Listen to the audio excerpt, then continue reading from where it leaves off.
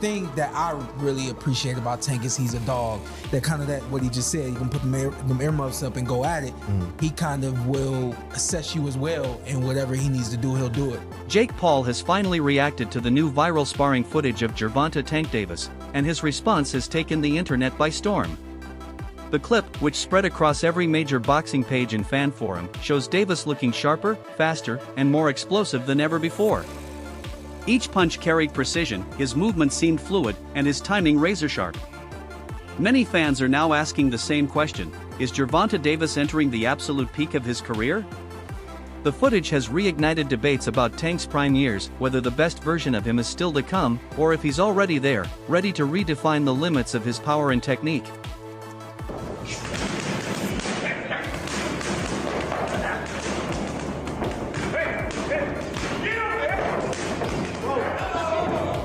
The buzz around this matchup is rooted in one glaring fact: the massive difference in size between Davis and Jake Paul.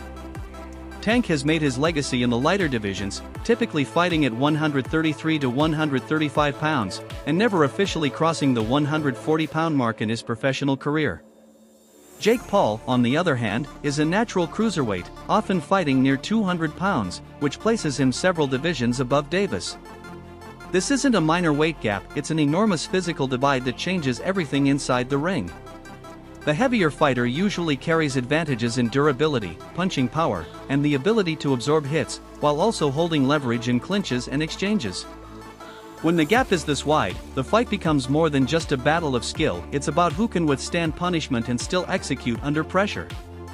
Something else that's unfortunate is the idea that Jake Paul might actually fight Gervonta Tank Davis. This can't be real. When it came up a couple of months ago, I was like, you know what? I'm not even gonna cover this because there's no way they're really gonna do it, because it makes no sense. Why would you do that for him? Outside of it, like, okay, you can look at it like an exhibition, which it will be, and we'll take a look at some of the rule set for it. But Gervonta Davis is one of, if not the best, biggest names at 135 pounds, and is an active, in his prime fighter.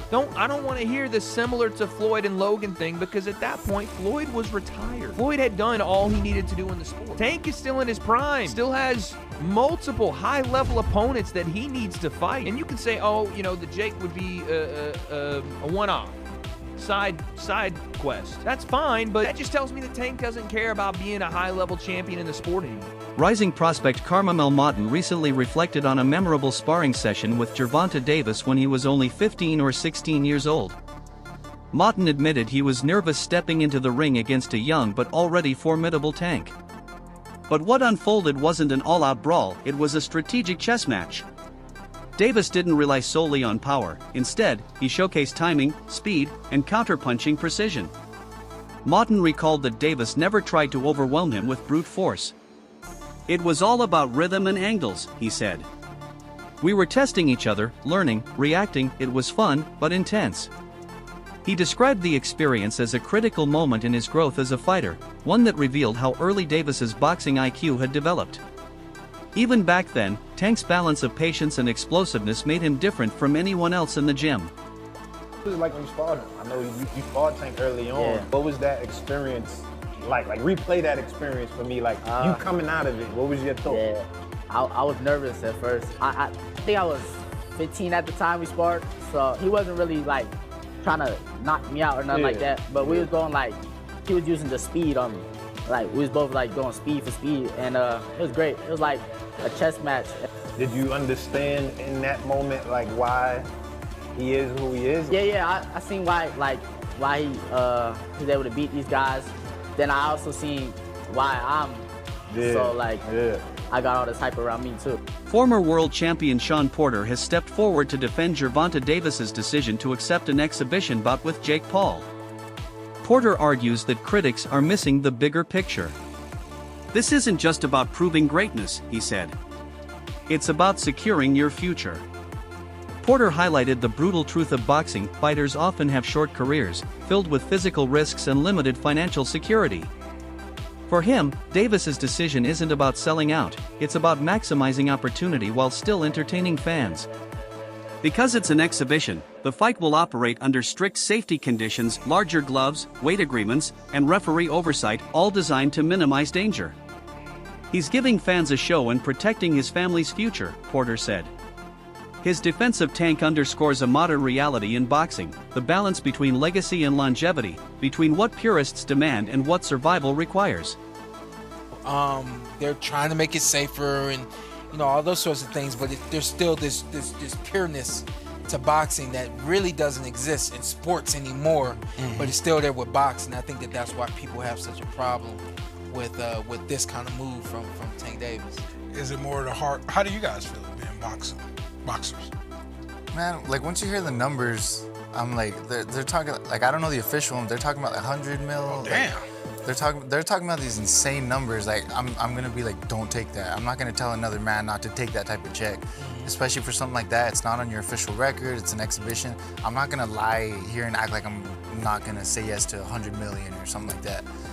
But I do see exactly what you're saying about the essence of boxing. I wish they would kind of separate a little more, because exhibitions have always been a thing. There's always been an argument. Right. But they're just selling it like a real fight almost. Right. So I think that maybe if we could create a better like distinction, the more of a difference. Right. There might be less hate on it, but at the end of the day, man, I'm not gonna tell Tank not to take that fight. And I said this last year. I said create a influencer title. And let those guys fight over there in the influencer world. They can live the world and the life of I'm a world champion without having to do something like this. Now, the issue for this that I have is you have a legitimate 135-pound champion fighter getting in the ring with that 190-pound guy or whatever it is that Jake Paul is at. So now we already let's really answer. Still, many inside the boxing world view the fight as more of a spectacle than a genuine contest. The sheer size gap has forced organizers to include special conditions such as a 195-pound catch weight, larger gloves, and the fight being officially labeled as an exhibition. Promoters themselves acknowledge these rules are in place because of safety concerns. However, supporters argue that despite the weight disparity, Davis's elite pedigree could make the fight more competitive than expected. Jake Paul may be bigger, but Tank has faced world champions, navigated pressure at the highest level, and thrived against opponents far more skilled than Paul. Many predict that Davis will use his speed and precision to dart in and out, landing clean counters that make Jake look slow and uncertain. Comment about it. My question is, what's the rules, and like, are they gonna actually try and knock each other out? Because it's gonna be a glorified sparring match. I'm not watching. I don't give a fuck. Jake's gonna have a hard time hitting him. Yeah, You know, big time. Gervonta's so fast and skilled. Gervonta's gonna eat his. I thought guts. Jake was gonna fight Anthony Joshua. That seemed. No, that was actually getting. That is sounded the more craziest idea I've ever Yeah. heard. Jake Paul trying to fight Anthony Joshua is, you know, crazy. Not a sanctioned professional bout. This means the fight will not count towards either fighter's professional records. So it's still being finalized. Yeah, I don't like that. I don't like So that. what is so behind the scenes? You think there are things like, hey, we Yes. don't punch each other in the jaw? Yep. Yep. Or don't go. We can punch in the face, but don't go for broke. Like, don't knock me out. Really? Yeah. It's an exhibition. That's so we not can very get away with interesting it. to me. No. Until I find the rule sets, but when I hear exhibition, I'm like, okay.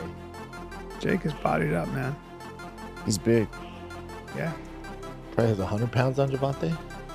maybe. I'd say Gervonta probably walks at 150. He's so small. He's so small. I mean, he's really small. Bring up Gervonta Davis next to Floyd Mayweather, because I've seen Floyd in person, and he's tiny.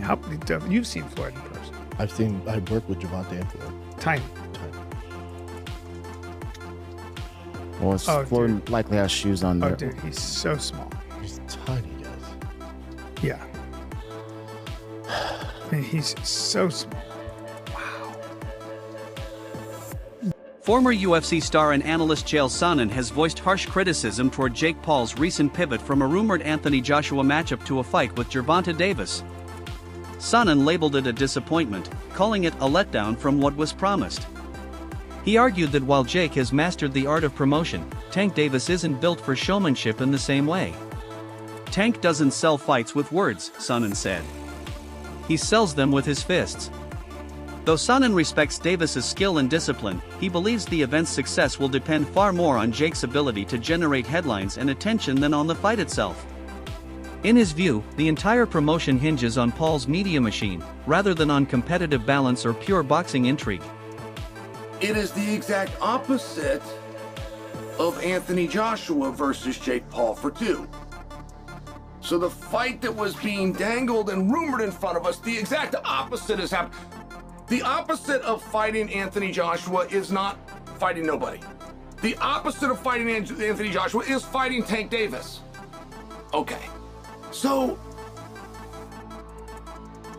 there's one big glaring issue for me. It's just your partner being Tank Davis. Tank is not the guy that knows how to sell a fight. Tank cannot sell a fight in his own division. It could be a title fight, a contenders fight, a main event fight. He could be the favorite, he could be the underdog. Tank doesn't know how to bring that information to you guys in a way that is compelling. And Tank is already blinking in this situation. You have one guy who is argued amongst the pound for pound current greats in boxing. You have another guy that has suggested he should not even be allowed to box, that he should have to call it something different. He should not be licensed. He should not be ranked in the top 14. He should never be selected for a world title. Okay. Now, Tank has one job to do, which is to let anybody know that's listening that it doesn't make any difference, that boxing is a real sport. Interestingly, Gervonta Davis's view of Jake Paul has evolved over time. When Paul first entered boxing, Davis dismissed him entirely, labeling him a clown and attention seeker unworthy of real fighters' respect. He often laughed off Paul's claims of legitimacy, calling him a sideshow. But as the years passed and Jake began taking his craft more seriously, Davis's tone shifted. He started acknowledging Paul's work ethic, discipline, and mental toughness, admitting that the YouTuber-turned-fighter had earned a level of respect through consistency. While Tank still doesn't consider Paul elite-level competition, he's now open to the idea of facing him, partly out of curiosity, partly because of Paul's massive mainstream drawing power. What about Jake? What do you think of Jake? Clown. He's a clown. I know that Jake can't fight. He can't fight. So would you look at it as a joke if your team was like, yo, we want you to fight Jake Paul? Would you be like, yeah, I laugh at him. You want me to fight him? At first I didn't like how Jake Paul was coming because of how he was making it look. But now that I see that I feel as though he's still a clown because that's his personality. I'm starting to respect it because he's not doing it like for the hype. He's really like trying to be a boxer. I think that he's decent. Yeah. Like he's good. I mean, he's not good, but he's going that way. Is he better than you thought he'd be? Yeah. Gotta be mentally tough to be in the box. So that's why I don't take that away from some fighters or some people that want to jump into the sport. So just show how tough you are. That's how it should be. Interestingly, Gervonta Davis's view of Jake Paul has evolved over time. When Paul first entered boxing, Davis dismissed him entirely, labeling him a clown and attention seeker unworthy of real fighters' respect. He often laughed off Paul's claims of legitimacy, calling him a sideshow. But as the years passed and Jake began taking his craft more seriously, Davis's tone shifted. He started acknowledging Paul's work ethic, discipline, and mental toughness, admitting that the YouTuber-turned-fighter had earned a level of respect through consistency. While Tank still doesn't consider Paul elite-level competition, he's now open to the idea of facing him, partly out of curiosity, partly because of Paul's massive mainstream drawing power. Alvarez fought Julio Cesar Chavez Jr. We promoted that fight many years ago. Didn't knock him out, couldn't hurt him. So imagine if Jake Paul can hurt or even wobble Chavez Jr. It's something that Canelo didn't do or couldn't do. So Jake Paul, Julio Cesar Chavez Jr., it's a real fight. Look, people keep talking about Jake Paul, well, he's not a real fighter, this and that. Well, he's fighting a real fighter now in Julio Cesar Chavez Jr. It's going to be a good test for both guys. Obviously, Jake Paul, he's a masterclass promoter in what he does. He's been doing some great things. I mean, Mike Tyson, 60 million people. fighting Julio Cesar Chavez Jr., who, when he trains, when he gets in shape, when he's focused, he will be dangerous for anybody. Look, Canelo Alvarez fought Julio Cesar Chavez Jr. We promoted that fight many years ago. Didn't knock him out, couldn't hurt him. So imagine if Jake Paul can hurt or even wobble Chavez Jr. It's something that Canelo didn't do or couldn't do. So there's a lot of stories to come out from this, a lot of great stories for Jake Paul. So I just feel honored and proud that we can team up with MVP Promotions, with Jake Paul, and we can make Zurdo Ramirez with Torticos the mandatory. That's going to be a bloodbath in itself. So we're excited. Following his win over Andre August, Jake Paul declared that his second chapter in boxing had begun. This time, he claimed, the focus would shift from crossover opponents to legitimate, ranked boxers. In a CNN interview, Paul announced, "I'm done chasing spectacle, I want real fights, real challenges, and real respect." He emphasized his intention to fight across divisions, targeting skilled, professional opponents who could truly test him. Paul's message was clear: he wants to build a legacy, not just headlines. Whether fans believe it or not, he appears determined to reshape his public image from entertainer to serious athlete. So everybody's been calling you out, Daniel Dubois, Ryan Garcia, all these people. Who's the most enticing to you? I don't know, like, I want to fight them all, to be honest. I just need the time. So I probably will literally fight all of them. So they're all enticing to me. However, the vast weight gap between Jake Paul and Gervonta Davis became too serious to ignore. The Georgia State Athletic Commission ultimately refused to approve the bout, citing safety concerns. As a result, Paul's team withdrew their permit application and moved the event to Miami, a state with different regulatory parameters. This decision exposed the complex web of modern boxing, where business ambition meets legal restriction. For Davis, being rejected in Georgia was a reminder of the skepticism surrounding him in heavier fights. For Paul, the move to Miami was pure strategy, a way to keep the drama alive while ensuring the event stayed on schedule. The relocation reshaped fan perception, shifted logistics, and revealed just how fragile the promotional balance behind these high-profile bouts can be. No way in hell this fight was ever gonna happen. And the fact that y'all believed it, I don't know, you're stupid. So Rick Thompson, chairman of the Georgia Athletic Commission, told USA Today Sports that Paul's promotion company withdrew its request for permits and a rule waiver, citing the 65-pound weight difference between the fighters. The Rick Thompson guy straight up said they've been promoting something they should not have been. Come on guys, like, use your brains. Y'all boxing fans, you understand this. This fight was never gonna happen. This is the article from USA Today. It says the status of the proposed fight between Jake Paul and Gervonta Davis under scrutiny because of the weight discrepancy between the two fighters. Rick Thompson is coming out and saying this stuff because he said he believes it's in the public's best interest to know that they've been promoting something they should not have been. Communications director for the Office of the Secretary of State told USA Today Sports the event will not be happening. But funny enough, tickets are still available. You could still purchase them online, and the fight is still listed on the State Farm. Critics, however, continue to argue that Jake Paul's entire boxing career rests on disrespecting tradition. By convincing retired legends to step back into the ring with promises of massive paydays, they say Paul has blurred the ethical line between sport and spectacle. Even icons like Mike Tyson have been drawn back into exhibition bouts, moments that thrill audiences but raise real concerns about health and integrity. While these events generate money and nostalgia, many believe they risk turning boxing into performance art rather than true competition. Out there taking on Mike Tyson that's pushing 60 years old, for crying out loud, but at the same time pretending to be like this badass motherfucker, sending me DMs talking. He offered me a contract a long time ago, and I was like, what are you doing? I'm a retired fighter and I've got one eye. Why would I want to fight you? I wouldn't lower myself to doing that. And a lot of people do that. They do lower themselves, if you want to say that, because of the payday. Because Jake Paul is a big name. He is a social media sensation. He's a YouTube star. And now, of course, in the world of boxing, he's one of boxing's biggest stars because he puts on these spectacles like Paul versus Tyson, like Nate Diaz, because these are the fighters, these are the names that attract the eyes. Jake Paul is the B-side to almost every single one of his fights. When he fought Nate Diaz, people were tuning in for Nate Diaz. His last fight against Cesar Chavez Jr., Apparently no one watched that fight. Apparently the pay-per-views were ridiculously low. So this one's going back to Netflix on November 14th, and it's an exhibition bout.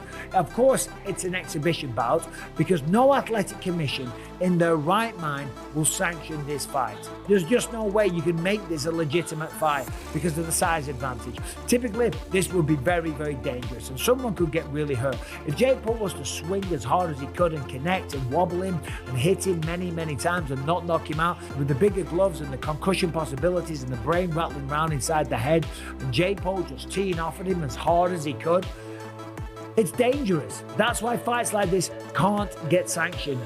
That's why this is a exhibition bout and not a real matchup. Now listen, they're both going to get paid tremendously. They're going to make a ton of money and a lot of people are going to tune in and watch it on Netflix. Fair play.